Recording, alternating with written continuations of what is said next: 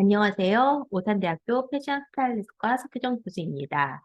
오늘 패션 소재에서는 동물성 섬유에 대해서 살펴보도록 하겠습니다. 그럼 PPT 공유하겠습니다.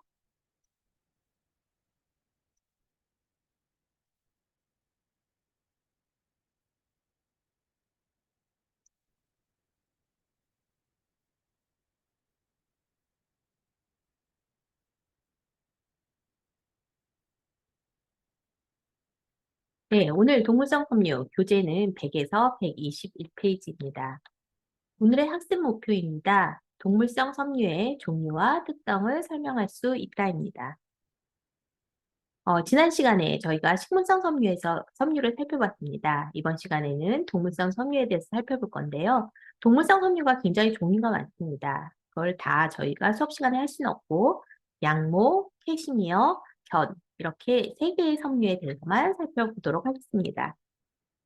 우선 첫 번째 양모에 대해서 보도록 하겠습니다. 여러분들, 양모는 어떤 걸로 만들까요? 네, 다 아시겠지만 양의 털을 가지고 만듭니다. 여러분들 혹시 양을 보셨나요? 네, 동물원에서 아마 보셨을 건데요. 뭐 실제로 양을 동물원 외에 재배하는 걸로 보신 적이 있으신가요?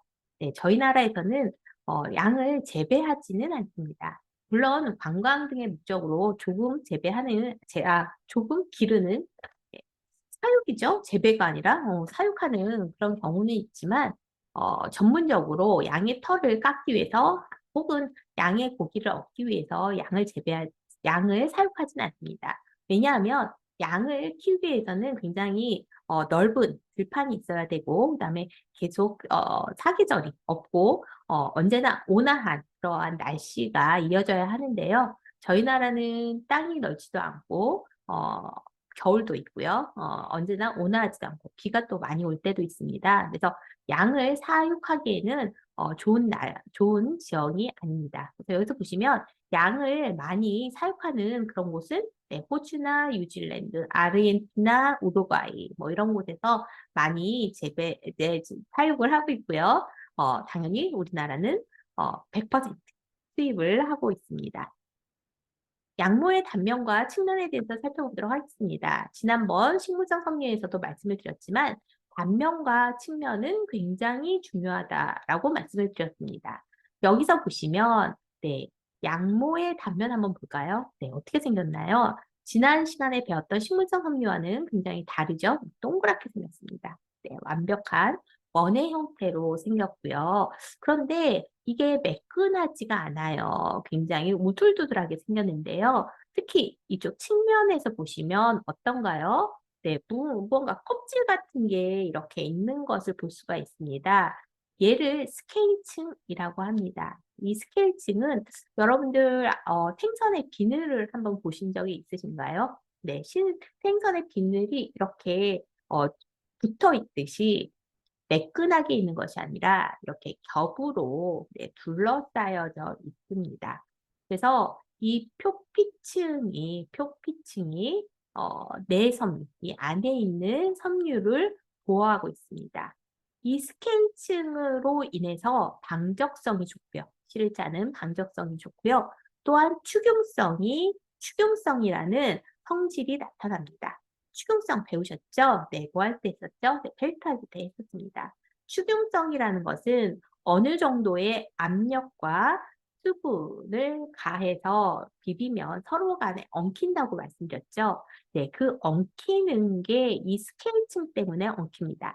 만약에 매끈하다면 지금 여기 이렇게 핸드폰처럼 이렇게 매끈하게 되었다면 얘네들을 아무리 뭐 비비거나 해도 서로 엉키지 않을 거예요. 근데 이 스케일층이 있기 때문에 얘네들이 이렇게 돼 있는 거거든요. 그래서 서로 간에 비비게 되면 물을 넣고 비비게 되면 이렇게 엉킵니다. 이렇게 되는 것이 페이크라고 말씀을 드렸죠. 그래서 이렇게 축용성이 나타나는 것이 네, 스케일층이 있기 때문에 이러한 것들이 나타납니다. 그래서 이러한 표피 때문에 이 표피의 스케일층 때문에 내섬유가 보호가 되고 방적성이 좋아지고 축용성이 생기고요.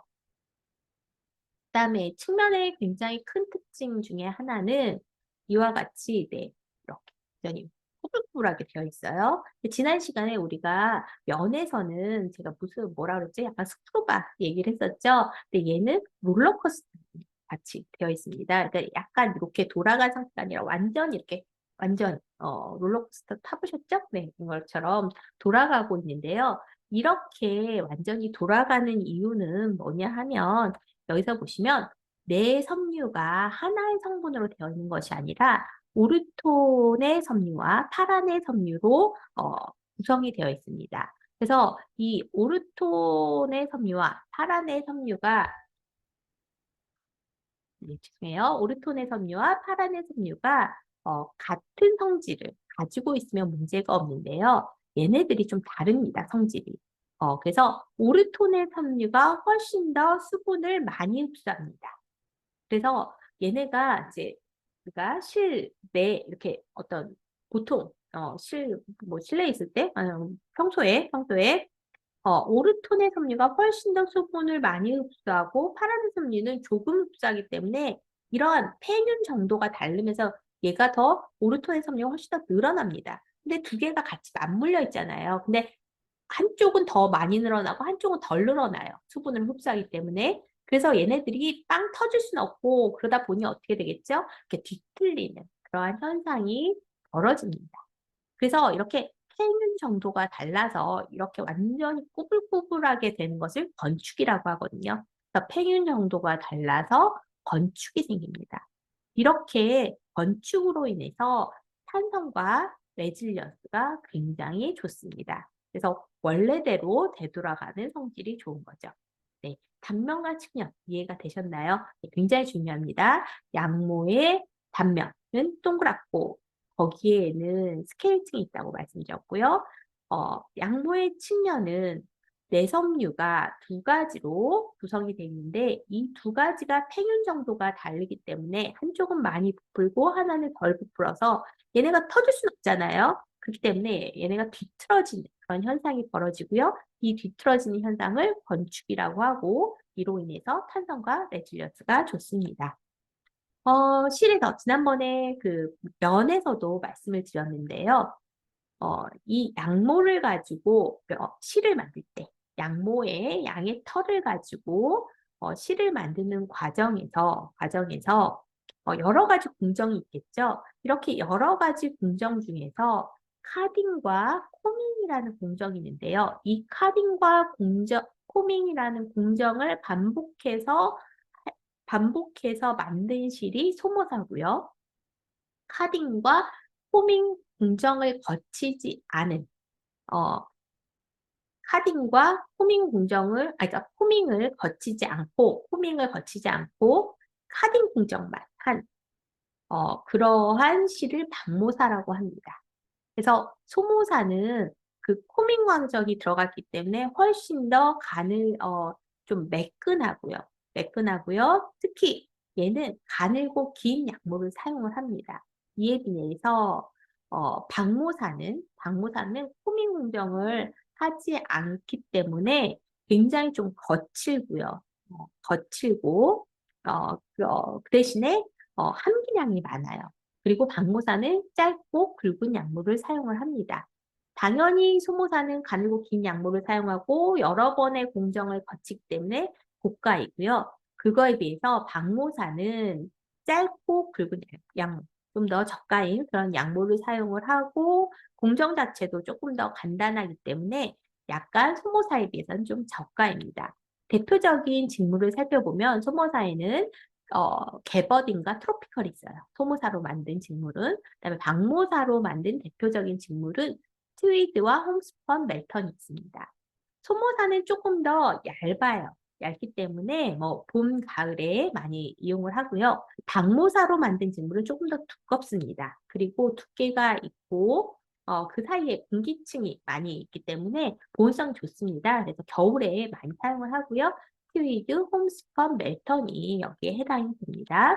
양모의 특성 보겠습니다. 양모는 첫 번째, 사계절 내내 즐길 수 있는 섬유입니다. 소모사, 방모사로 제조돼서 다양한 두께와 외관이 가능한데요. 물론 여름에는 많이 사용하지는 않아요.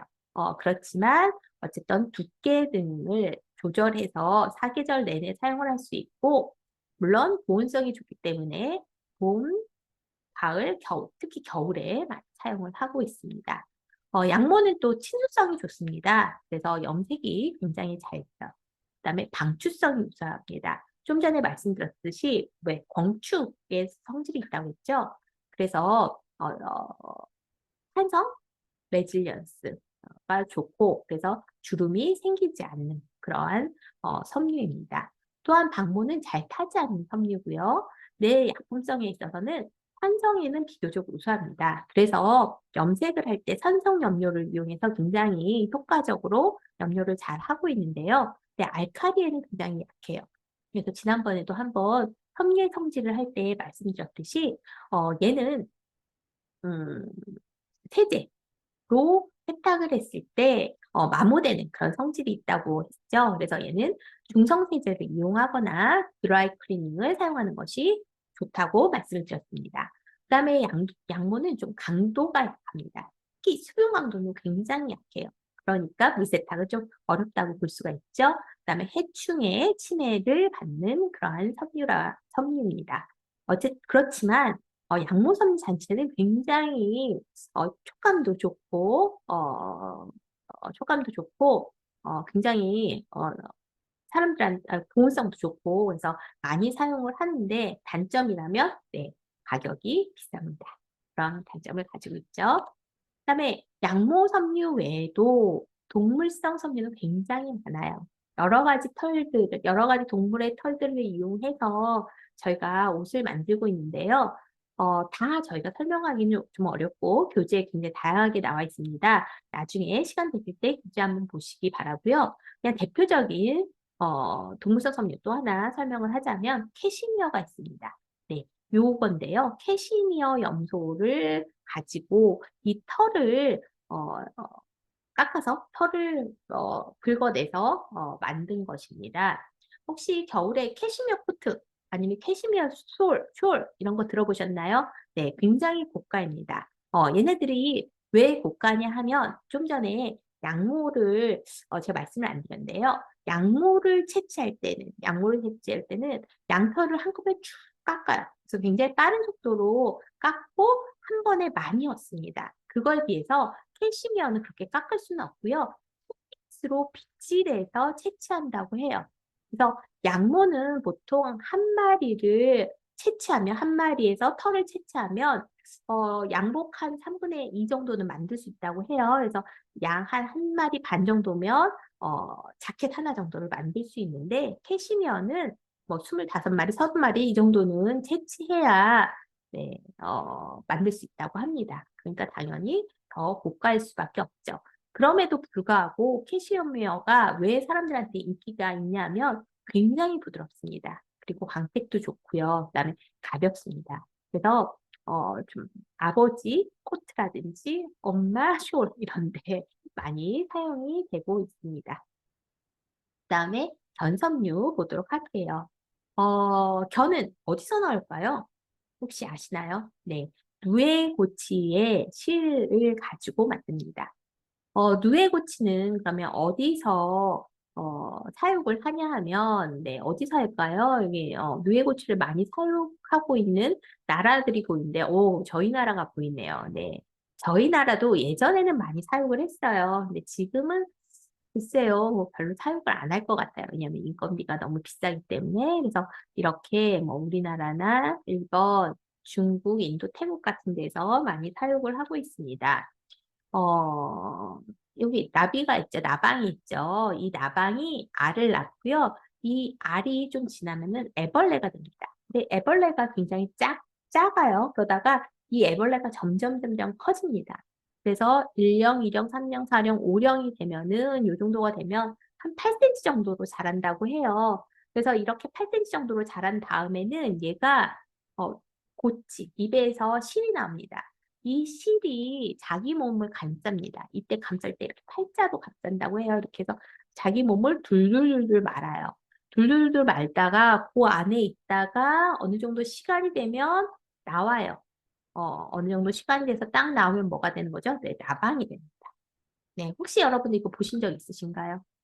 네, 저는 본 적이 있습니다. 네, 어디서 봤을까요? 네, 제주도에 무슨 음, 관광을 갔었는데 네, 아이들을 좀 이렇게 보여주는 그런 테마파크 이런 데 갔더니 여기 있더라고요. 네, 그래서 실제로 한번 봤습니다. 그래서 이렇게 알이 있고 애벌레가 있고요. 얘는 뽕나무입니다. 얘네들이 뽕잎을 먹어요. 뽕나무는 우리나라에서 잘 자랍니다. 그렇기 때문에 좀 전에 말씀드렸듯이 예전에는 우리나라에서 견섬유를 많이 만들었습니다. 네, 그래서 이렇게 어, 애벌레가 점점 그냥 커지죠. 굉장히 커졌습니다.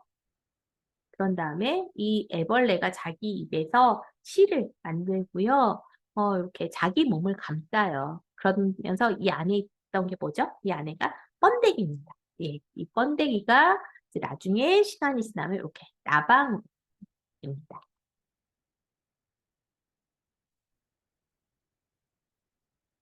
그러면 견의 특성에 대해서 살펴보도록 하겠습니다. 네. 견은 이렇게 삼각형의 형태예요. 뭐처럼 생겼나요? 네, 삼각김밥처럼 생겼죠. 삼각형의 형태인데요. 그래서 보시면 두 개의 피부로인을 세리신이 감싸고 있는 형태입니다. 두 개의 삼각형의 두 개의 피부로인을 세리신이 감싸고 있는데요. 좀 전에 네, 애벌레에서 입에서 보치가 나온다고 했잖아요. 실이 나오는데요. 이 실이 굉장히 깁니다. 아주 조그만데 한 요만해요. 유해고치가 요만한데 이 실이 한 1.5km라고 해요. 그래서 천연섬유에서는 유일한 필라멘트 섬유입니다. 그런데 이때 정련이라는 과정을 하는데요. 이 실에 정련이라는 과정을 하는데 이거는 알칼리 용액에 넣고 가열을 합니다. 이렇게 하면 세린신이 제거가 되고 피브로인만 남아요. 이렇게 피부로인만 남게 되면 광택이 훨씬 더 좋아진다고 합니다. 견섬유의 가장 큰 특징이 뭐냐 하면 광택이 좋은 거예요. 물론 이거 자체도 뭐 그렇게 나쁘진 않아요. 그런데 이렇게 정련을 통해서 훨씬 더 광택이 좋아진다고 합니다. 그래서 그때그때 특성에 따라서 정련을 하기도 하고 정련을 하지 않기도 하고 그러니까 광택을 더 높일 것인지 말 것인지를 정련 과정으로 선택을 하게 됩니다. 견섬유의 특성을 살펴보도록 할게요.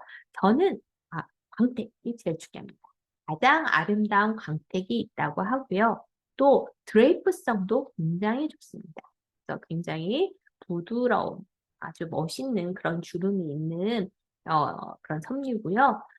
그리고 친수성 섬유입니다. 물을 되게 잘 흡수해요. 그래서 염색을 했을 때 굉장히 염색이 좋게 잘 나옵니다. 방출성을 우수합니다. 그래서 탄성 레질리언스가 좋고요. 주름이 잘 그러니까 그 주름이 잘 생기지 않습니다. 네, 구김이 잘 생기지가 않습니다. 제 오타가 났네요. 견섬유는 특유의 소리가 있어요. 이게 약간 사각사각 들어보셨나요? 네, 사각사각하는 그런 아주 이렇게 이렇게 심신을 좀 안정시킨다고 교재에는 그렇게 나와 있더라고요. 네, 네. 뭐 그것까지는 잘 모르겠지만 어쨌든 굉장히 듣기 좋은 그런 소리가 나요. 그래서 그런 소리가 나는 인조섬유도 당연히 만들었습니다. 지금 좀 다르죠? 어쨌든 네, 특유의 소리를 내는 섬유이고요. 그런데 얘는 어떠한 단점이 있냐면 계속 오타나네요. 네, 황변하는 섬유예요. 황변. 그러니까 색깔이 누렇게 변합니다. 어떨 때 땀에 약합니다. 그다음에 일광.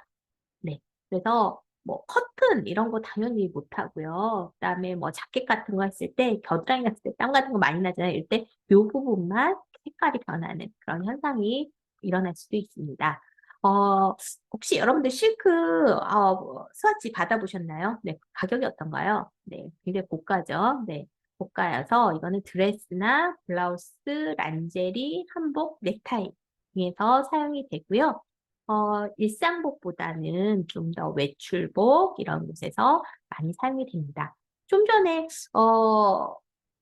양모, 양모는 모직물은 어디서 사용될까요? 네, 굉장히 다양한 곳에서 많이 사용이 되고요. 캐시미어는 숄이나 코트, 자켓 등에서 많이 사용된다고 할 수 있습니다. 이렇게 해서 동물성 섬유의 특성에 대해서 살펴봤고요. 저희가 수업 시간에 또 더 심화된 내용 하도록 하겠습니다. 네, 수고하셨습니다. 안녕히 계세요.